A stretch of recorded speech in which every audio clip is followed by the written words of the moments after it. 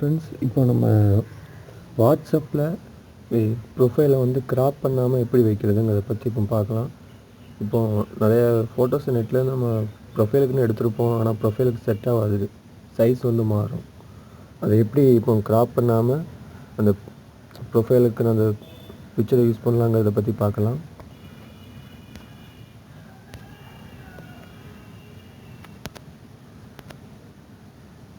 என்னோடய profile photo இப்போ மாற்றலான்னு இருக்கேன்.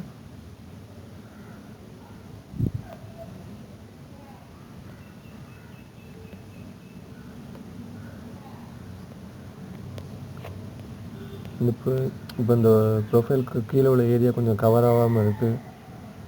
ஸோ வைக்க முடியல அந்த ப்ரொஃபைலை. இப்போ இதை நான் எப்படி வைக்கணும்னு பார்க்கலாம். அதுக்கு முதல்ல உங்களுக்கு ஒரு சாஃப்ட்வேர் தேவைப்படும்.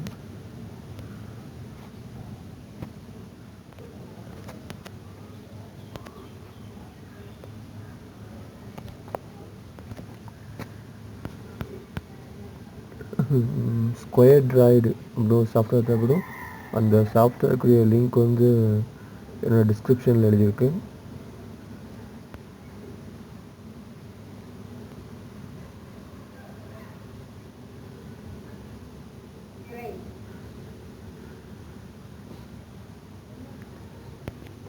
ஓப்பன் பண்ணுங்கள்.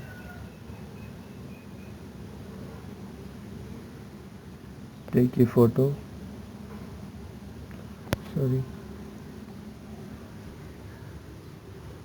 Big a photo.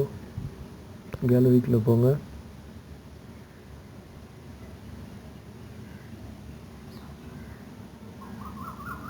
எந்த ஃபோட்டோ அந்த ஃபோட்டோவை செலக்ட் பண்ணிவிட்டு ஸ்ட்ரெச்சுன்னு ஒரு ஆப்ஷன் இருக்கா லாஸ்ட்டு, அதை கிளிக் பண்ணிடுங்க.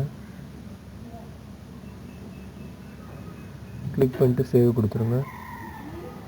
Save photo. ஓகே, ஃபோட்டோ இப்போ சேவ் ஆகிட்டு.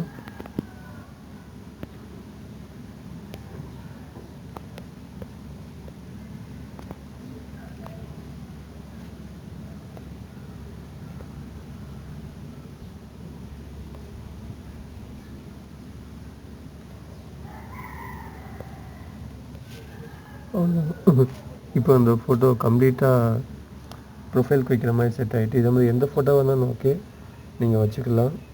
ஓகே, இந்த வீடியோ யூஸ்ஃபுல்லாக இருந்துச்சுன்னா லைக் பண்ணுங்கள், ஷேர் பண்ணுங்கள், ஃபியூச்சர் வீடியோஸ்க்கு சப்ஸ்கிரைப் பண்ணுங்கள். நெக்ஸ்ட் வீடியோவில் பார்க்கலாம். பாய்.